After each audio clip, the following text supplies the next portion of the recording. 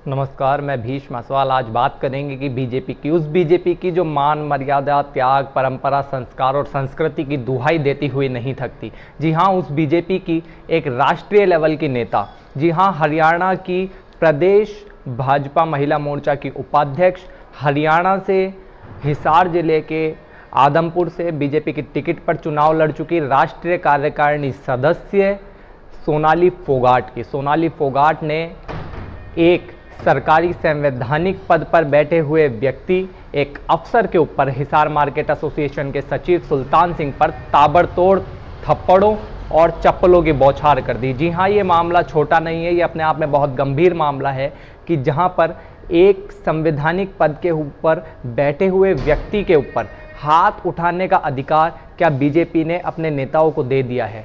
जबकि यहाँ पर देखने वाली बात यह है कि हिसार मार्केट कमेटी के जो सचिव हैं वो पुलिस के सामने पिट रहे हैं। जी हाँ, पुलिस वहाँ पर मूक दर्शक बनी रही। जहाँ पर जानने वाली बात ये भी है कि ये जो सोनाली फोगाट है ये सीएम मनोहर लाल खट्टर और पीएम मोदी की भी करीबी है।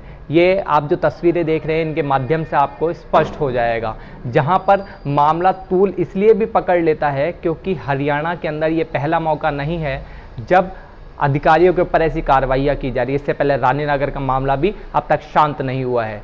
अब विशेष बात यह है कि जहां पर सोनाली फोगाट ने ताबड़तोड़ हमला किया है एक अफसर के ऊपर, एक संवैधानिक पद के ऊपर बैठे हुए व्यक्ति पर, तो बीजेपी चुप क्यों है? बीजेपी क्यों अब सामने नहीं आकर ये कह रही है कि उनकी मान मर्यादा, त्याग, समर्पण, परंपरा और कानून सर्वोच्च है?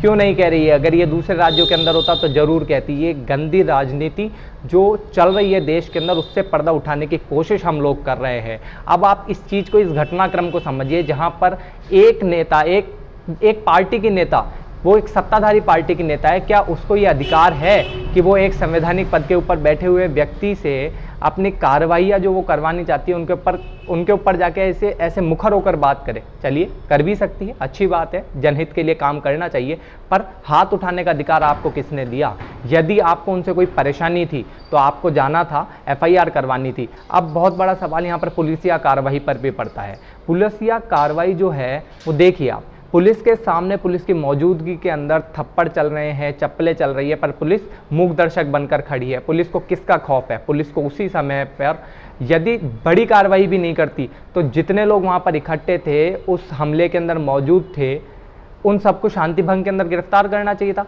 पर पुलिस ने ऐसा नहीं किया। जब पीड़ित सुल्तान सिंह आते हैं मीडिया के सामने और वो बताते हैं अपनी व्यथा, तो वो बताते हैं कि उनसे ज़बरदस्ती बंदूक की नोक पर माफ़ीनामा लिखवाया गया, उनको डराया गया, उनको धमकाया गया और उनको कहा गया कि आप चुप हो जाइए और अपने जो ट्रांसफ़र ऑर्डर पे आपने जो स्टे ले रखा है उसको भी वापस ले लीजिए। क्या यही है बीजेपी के संस्कार?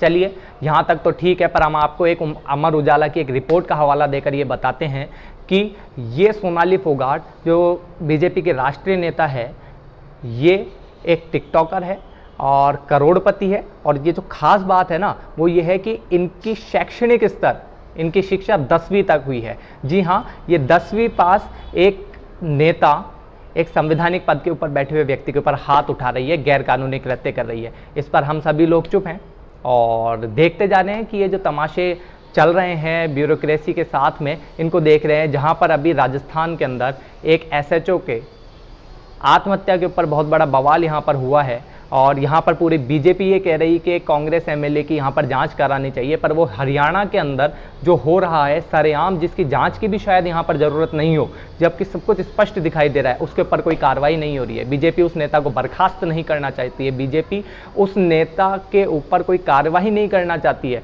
ये अपने आप में दिखाता है कि बीजेपी का असली चाल, चरित्र और चेहरा क्या है। यहाँ पर किसी पार्टी को क्रिटिसिज्म करने की बात नहीं है। यदि आप बीजेपी से भी हैं तो आप लोगों को मुखर होकर ये आवाज़ उठानी चाहिए कि हमारे नेता को ये अधिकार किसी ने नहीं दिया है कि वो कानून हाथ में ले, क्योंकि कानून को सर्वोच्च रहना बहुत ज़्यादा ज़रूरी है इस डेमोक्रेसी के अंदर। तो ये पहला मामला तो यहाँ पर नहीं है, पर कुछ एक सवाल यहाँ पर उठते हैं कि अगर उसको परेशानी थी, सोनाली फोगाट को कोई परेशानी थी, तो सोनाली फोगाट को एफआईआर दर्ज करानी चाहिए थी। सोनाली फोगाट को अगर कोई परेशानी थी तो सोनाली फोगाट को कार्रवाई करनी चाहिए थी, उस अफसर की शिकायत करनी चाहिए थी, पर वो तो लगी थी कानून को हाथ में लेने में। यहाँ पर पुलिस की संदिग्ध जो परिस्थिति है, पुलिस की जो संदिग्ध यहाँ पर देखी जा रही है लापरवाही, उसके ऊपर भी कार्रवाई होनी चाहिए। जब तक आप लोग सोचिए, आप लोग समझिए और आप लोग मीडिया रिपोर्ट्स के अंदर क्या पढ़ रहे हैं, किस प्रकार का तथ्य देख रहे हैं, वो भी आप लोग खूब देखिए और यहाँ पर सच तक पहुँचने की कोशिश कीजिए। बहुत बहुत धन्यवाद। मैं भीष्म मसवाल फिर आऊँगा आप सभी के बीच में किसी ऐसी बात को लेकर जहाँ पर बात करना बहुत ज़रूरी हो जाता है।